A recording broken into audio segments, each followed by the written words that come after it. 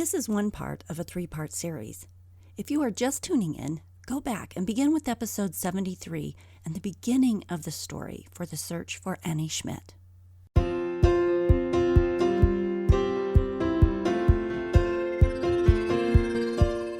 Welcome back to the Love Your Story podcast and the second episode in our 3-part series about the story of Annie Schmidt and the search for her body. Interviews include Michelle Schmidt, Annie's mother.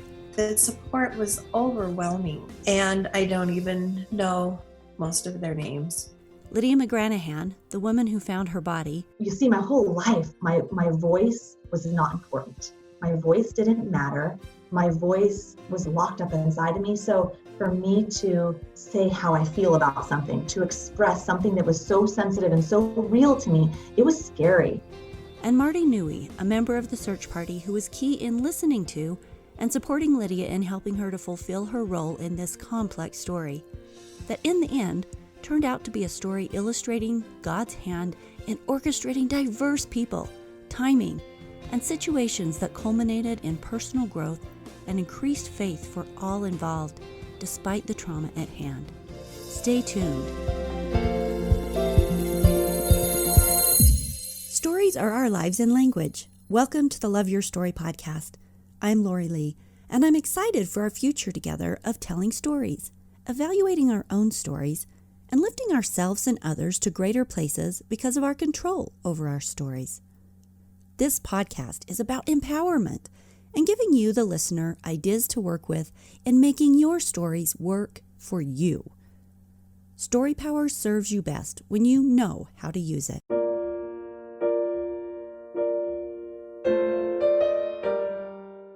On Wednesday, October 19th, 2016, Annie Schmidt, daughter of Jon Schmidt, famous for his piano playing in The Piano Guys, and Michelle Schmidt, was reported missing. Annie was reported missing on Wednesday, October 19th after her mother arrived at her apartment to go on a camping trip and found out that Annie had not been seen since Sunday. Her car was found near the Columbia River Gorge, and search and rescue teams started looking for Annie in that area. She was from Utah, but she was up in Oregon getting ready to take on a new job. And she loved the outdoors. She was a soul who went out and loved to hike and did it on a regular basis. Michelle Schmidt takes us to the day she discovered her daughter was missing. So then when I started to get concerned, I started to think, okay, well, let me look at her online banking and see when she, what her last charge was. And then when I saw that she hadn't used it since Sunday morning, then I became concerned because that was not normal. And I realized I needed to start looking for her. So I went to the police station, called Jon on the way and just said, we don't know where Annie is. We got to start trying to find her. And it was really awful. At the police station, they gave us a missing persons detective that was going to contact us, and I called Jon back after talking with them, and he planned to fly in the next day with Spencer to help us look for her. He began immediately to try to call every hospital and everywhere he could think of that maybe she would be. And he just began immediately to look for her. What did you think had happened to her? Every possibility you could think of was awful. It was the most horrific experience you could ever have. As we talked together about where could she be, what could be happening to her at this moment, it was, I can't describe it other than just the most horrific, hellish experience you could possibly have. Yeah, it was awful. And then I waited for Jon and Spencer to get in the next day and began to work with Annie's roommate on reaching out on every social media site that we could to try and see if anyone knew where she was, had any the last contact they'd had with her. We just started looking for her. Annie was 21 years old. Her last Facebook post, sent on the last day of her life, was, quote, "Fill your life with good vibes, unquote. Annie's missing drew national attention.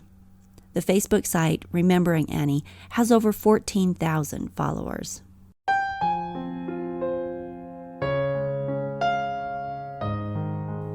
How does Lydia, a person who has no idea who Annie Schmidt is, become the key to finding her body? I was sitting at my writing desk in the morning, and I had piano guys on Pandora sitting next to me, and I was doing my writing, and I just felt this voice come at me. The voice said, "Turn the TV on." So I went back to doing my writing, and then again, turn the TV on to the news, turn the TV on to the news. And finally, I was like, I couldn't focus anymore. So I went and turned the TV on, and I put the news on, and sure enough, it was the very end, last like maybe 20 seconds of saying there was a missing hiker in the gorge. And then it said this girl named Annie Schmidt, she was 21. They found her car there, and she'd been missing at that point, I think it was for 3 days, 3.5 days, and they found her car there. So right away, my thought was like, oh my gosh, in the gorge, I know the gorge, I hike the gorge, I hike there frequently. At the same time I was thinking, I know this place. I'm like, I felt an overwhelming just kind of presence kind of come over me saying, you need to go look for her. And at the same time, I had this other little voice saying, you're nobody. Why would you go look for her? You're not a search and rescue person. You have no right to be out there. They have real professional people out there searching. But I kept feeling like you're supposed to go look for her. And I'm like, oh, no. I'm just going to Google her name. Who is this girl? And I Googled Annie Schmidt, and it comes up that she's the piano guy's daughter. And I'm like, the piano guy's daughter? You're kidding me.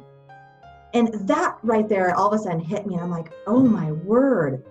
These guys have in some way saved my life. The healing that I have gained from my writing and the freedom I've gained through writing my story of my past because of having that music of piano guys next to me and playing.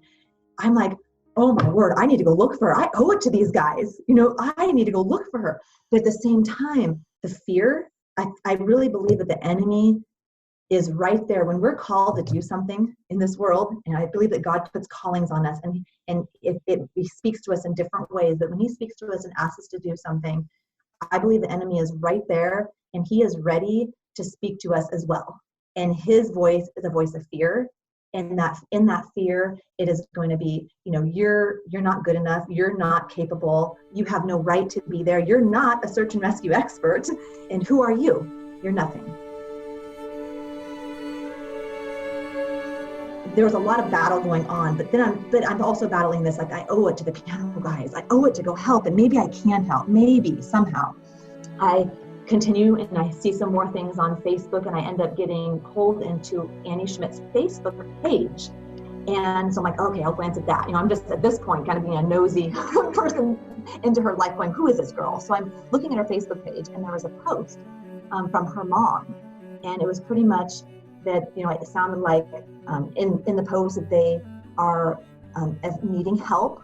And if you are an experienced hiker and feel like you're capable of the terrain, it's a very difficult, challenging terrain in the gorge.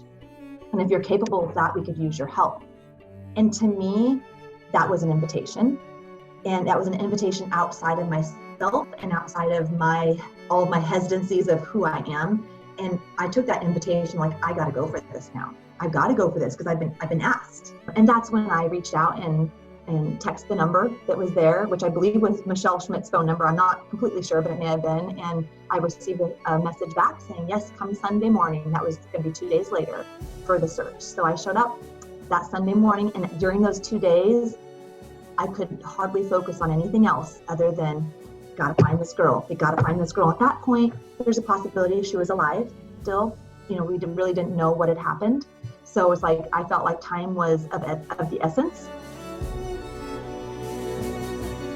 On Sunday, they had a group of people coming in that were volunteers mostly. It was going to be like a Sunday for a few days, like 3 days, and be volunteers and a lot of them were from the same faith of the Schmidts that were going to come help with the search. And so that search, I believe that one was for 3 more days after the law enforcement. They kind of wrapped up what they were doing. And then it was like Sunday, Monday, Tuesday of that following week would be any family, any friends, anybody that could come help if you feel like you're capable and you have time and want to. You know, this is at this point been a little longer than a week since she had been missing. So I came in on that day, and it was actually a pretty short day. I went out, they put us into groups, and they assigned each person in a group, and they looked at me right away. One of the first comments that somebody said as they were putting people into groups, they said, you look experienced, when they looked at me. And, you know, inside I'm going, yeah, right. I don't know what I'm doing. But at the same time, I had felt such a calling that I was supposed to be here that I said, yes, I am. And so that's what came out of my mouth. And at the same time, my thoughts were like, oh, what did I just do? You know, so they're like, you're in group 1. And so they put me into a group with 4 or 5 other guys. And we had a certain section that we were going to be searching. Everybody had different sections around that area because where her car was parked, it wasn't necessarily at any specific trailhead. Mm-hmm. It was near kind of on an off ramp near an exit.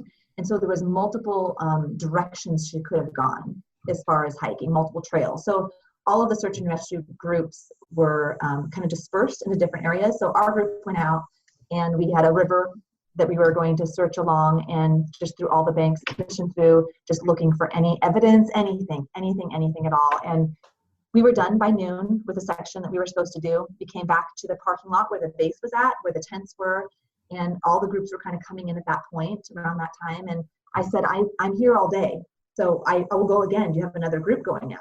And they're like, well, we'll see. We'll see if we get another group. I waited for about an hour, and then finally, one of the people that was in charge said, we're not going to put anybody else at this point out. This is fall. It starts to get dark, you know, early. They don't want anybody else, you know, going missing out there. So they kind of want to wrap things up by noon or 1 o'clock. And so I went back to where Annie's car was parked. So I'm like, I'm not done. I'm not going home. I felt like there was still work to do. It wasn't dark yet. And I hike alone often. I feel like I am wise in that. And so I went to where her car was parked, and I just said, God, where did she go? Where did she go from here? And I started walking. And I started walking out onto a trail, and it did a switchback up onto this hill, and it's called Trail 400, and it runs along I-84, which is the main road that goes along the Columbia River Gorge. And I just kept walking, and I felt led to be in that place. And as I kept going, I'd never hiked this trail. Now, I've hiked a lot in the gorge, but this one exit, I've never done any hikes off this one exit. So it was one area I didn't know specifically, but I knew the terrain. I knew what the area was like. So I started hiking down the trail. I saw another trail go off to the left and a little rock on the ground. And I noticed on the rock, there was an arrow pointing up this trail to the left. And it was little scratched letters in the rock, and it said Munra. I'm like, Munra? What is that? Is that somebody's name? Is that something? I'm like, what is Munra? I'm going to go see what Munra is or where it goes to. So I just followed this, and I got up to the top of this most beautiful ridgeline, gorgeous, that runs kind of north to south, and steep drop-offs on both sides. And I went down the ridgeline until I felt like I was going to, I was so scared. It was very scary on both sides. And I finally turned around. I felt this not safe any longer for me to continue on. But I stood up there for a while, and I felt really like this place needs to be searched. I felt like this place is one of the places that needs to be searched more. But my time was running out. I needed to get back to my car and leave before it got dark. So I left, and that night when I got home, I was in bed. I was asleep, and I had a short but very real, vivid dream.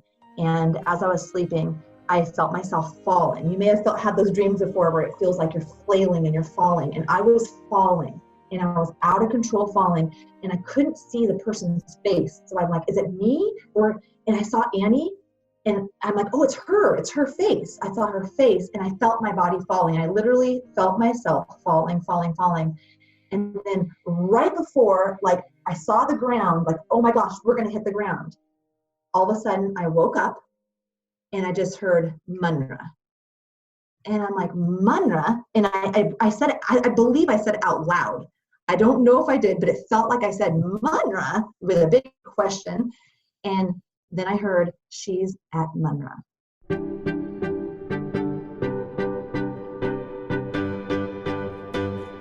that to me was like, okay, that's where I had felt called to go, and that's where she possibly could be. So fast forward a couple of days later, still feeling that pull to go, but still needing to carry on with my life at home, with my family, and with my work. I was very distracted, knowing I needed to be out there, but I also need to carry on with things at home. Then a couple days later, I was just following the Facebook page because they had a Finding Annie Schmidt Facebook page where people could get on and share encouragement, a lot of encouragement, memories of Annie, just wherever. Sometimes they put on pictures or just little quotes and things. And I found, as I was searching through that, more and more people that knew Annie were telling of a little more of her character and of how she would go hiking and how she would go off trail and how she would go off alone. And I saw a lot of myself in her, but at the same time, I realized, she's not on a trail anywhere. She really is not on a trail. She is off trail. We're going to find her. It's not going to be where everyone else has been searching. And I'm like, it's time to get out deeper. It's time to get out deeper and really, really search for her where she would have gone. And at the same time, another woman on Facebook, which I didn't know, but I'd seen her posts, her encouraging posts, she had a son that was friends with Annie. And her son had sent his mom, which her name is Carrie, sent her a text. And Carrie put that text on the Facebook page and said, does anybody know what this is? And there was a picture, and it was one that her and Annie about a month previous, at the beginning of October, had sent back and forth. And Annie said, come to Oregon, come hike this with me. And it looked like it was a photo, maybe that she pulled off Google or something like that, with a Google Maps type thing. And the photo, I recognized it because I was just there a few days earlier, and it was a photo from the top of Munra, where I had been standing and looking out. I'm like, that is Munra. And so I responded right back saying, that's Munra, that's Munra. So in my mind, Annie wanted to go here. She wanted to go here. She parked her car in an area that made sense, that's where she could have gone. So logically in my mind, this is where she wanted to go. And also the intuition that I had when I stood at her car and walked off, and then the dream, all three of those things to me played a huge part in me pursuing that I'm going to find her on Munra. That's where we're going to find her. So here's the way Marty Newey remembers it. I got a phone call from one of my neighbors, and I remember hearing on the news that Annie Schmidt was missing, and so, I was aware of it, and I felt really sad about it. I don't know the Schmidt family or Jon and Michelle, but I got a call from my neighbor, and he said, hey, my brother-in-law, John Harding, is very involved in the search, and he has called me, and he's really concerned because the number of volunteers is really shrinking. They've called off the organized search with search and rescue up in Oregon, and they're down to just a handful of people. This was like a Sunday night, I think. He called me and said, is there any way you could jump on an airplane the next day and come up and help with the search? Wow. And he apparently, my neighbor Blake, his son Dustin, when they were having this conversation, Dustin immediately said, hey, you need to call Marty Newey. And sometimes you look for excuses why you can't, maybe there's something with your schedule, or you're kind of thinking, how can I get out of this? And this particular time, I just remember thinking, why not? Why can't I help and look for reasons why I could support? The good news is my son-in-law, Nate, we go on canyoneering adventures together, and he's really good at rappelling. And so it became a natural. Nate got on the phone, and we decided to go up there together and hope that maybe we could get into some remote areas that other people might not be able to get into because of our rappelling ability. So you guys just hopped on a plane and went up the next day? Yeah, and the conversation literally may have even been Monday morning, and there was a flight that was leaving 4:30 in the afternoon, so it was super quick. So what was the search like when you got there? I was absolutely overwhelmed and amazed with the amount of love and support for the one. I mean, we all kind of compassionately, we could identify. I have a 24-year-old daughter and a 28-year-old daughter, and Annie's 21, and I could immediately empathize and relate to Jon, and I'm thinking, man, how would I feel if my daughter was lost?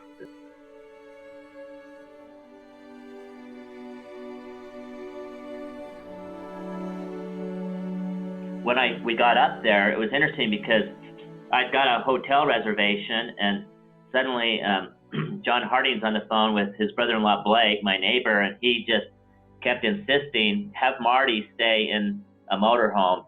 And he said this 2 or 3 times in the conversation, and finally Blake looked at me and he's like, man, it sounds like Jon wants you in the motorhome. So I canceled my hotel reservation when I was there at the airport in Portland, and went out to the motorhome.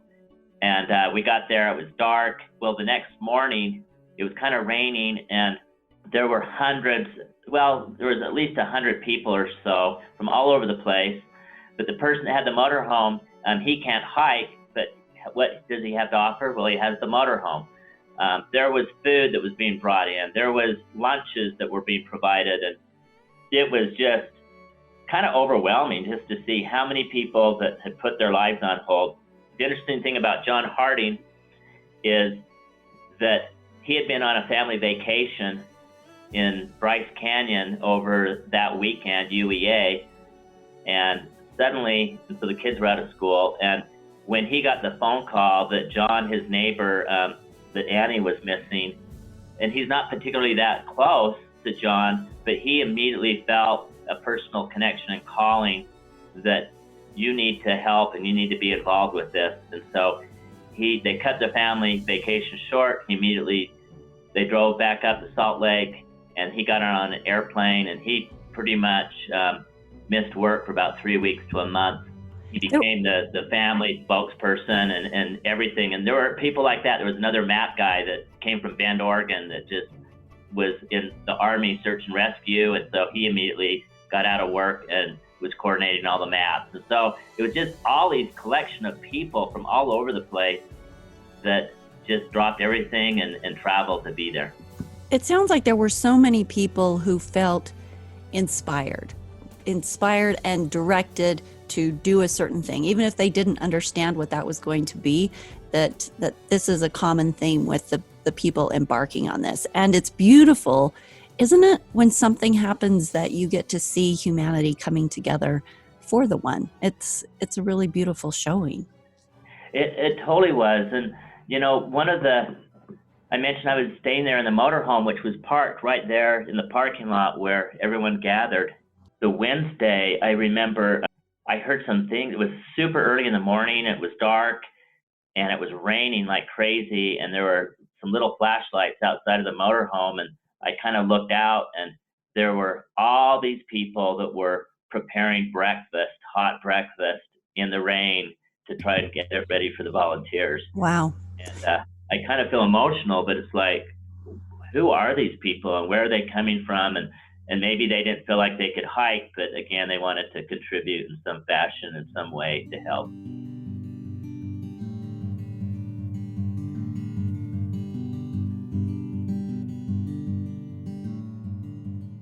This story is a story of so many people flying in from Utah, locals from Oregon, coming together to aid in the search for one beloved young woman.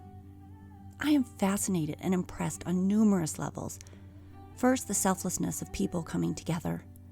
Second, the number of people impressed upon through spiritual means to get involved, and the number of miraculous communications through dreams and strong impressions to do certain things.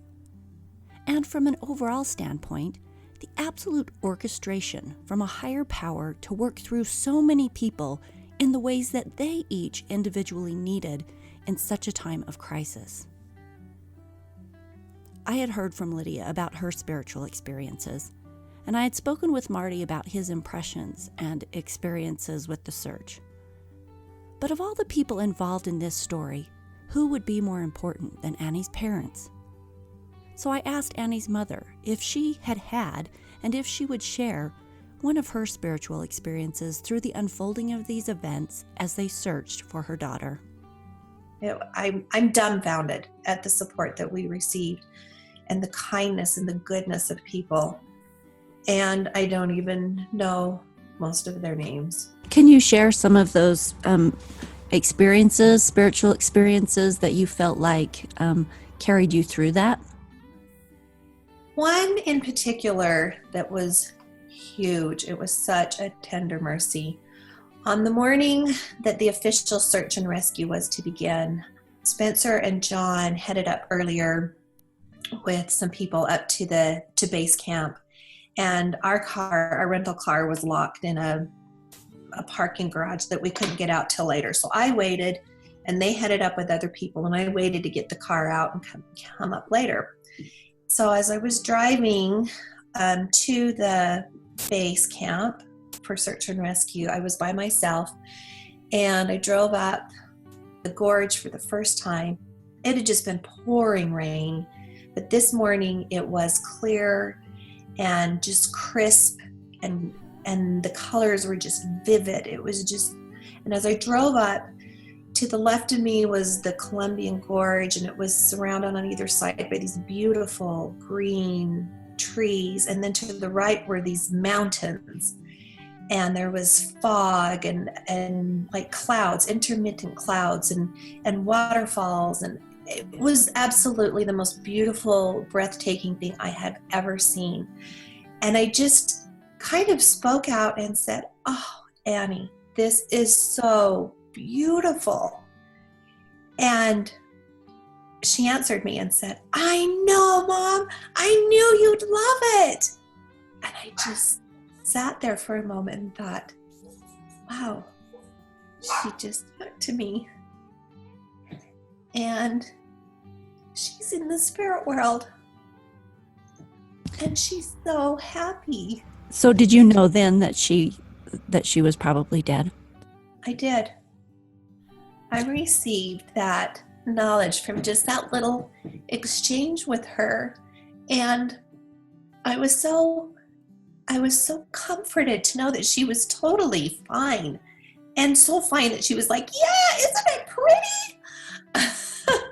And so herself. And she was so happy. And that was such a comfort to me, because then I was like, okay, my daughter is fine. She is okay. And we're going to look for her body. We're going to all look for her body. But I wasn't worried for her. It gave me this assurance and this peace and this calm that I could just go through what we needed to do without being filled with worry and anxiety. Of the many things that happened during this search, as a mother, I am most touched by the tender mercies that Michelle just shared about being able to have a small but significant interaction with her daughter. The comfort of hearing her voice, of knowing she was okay, of being able to shed the unknowing, was in my mind one of the greatest, kindest gifts given in this whole ordeal. Thanks for being with us today for this second installment in the 3-part series. Join us next week for the end of the story and the miracles involved in finding Annie's body. As always, a few parting announcements. If you haven't already, I'd sure appreciate it if you would go to iTunes and Apple Podcasts and leave a review for Love Your Story. I'd also like to challenge you to send one of these episodes to someone in your life that you feel would benefit from the topic. Whichever episode that you choose, go to the website, www.loveyourstorypodcast.com, or there's a share button on your phone too. Choose one episode, think of somebody in your life that could use it, and then just share it with them. The more people who know about the podcast, the more people who can join the conversations about building our best life stories. Choosing faith over fear, choosing choice over victimhood, love over anger, and empowerment and control rather than holding back and playing small. Share the love, people. Don't forget, 21-Day Challenge is available on the website also. Everyone that's doing it is having a great time, so hop on the bandwagon and start your own 21-Day Challenge. And we'll see you next week.